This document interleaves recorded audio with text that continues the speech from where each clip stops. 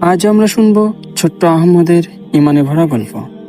একটি ছোট্ট শান্ত গ্রামে থাকত এক দরিদ্র কিন্তু সৎ ছেলে। নাম তার আহমাদ। বাবা মা নেই, তবু সে হাসি মুখে কাজ করত, কারণ সে জানত যে আল্লাহর উপর ভরসা রাখে সে কখনো একা নয়।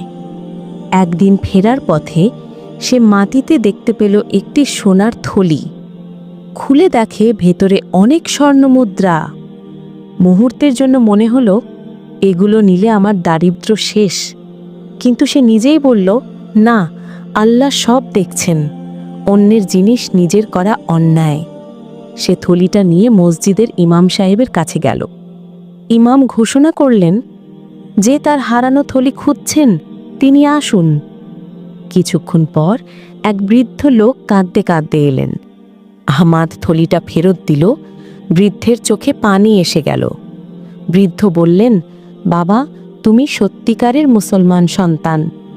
আর সেই দিন থেকেই পুরো গ্রাম আহমাদকে চিনল। ছোট্ট আহমদের শিক্ষণীয় গল্পটি কেমন লাগলো অবশ্যই কমেন্টে জানাবে। যদি ভালো লেগে থাকে তাহলে অবশ্যই একটি লাইক করবে।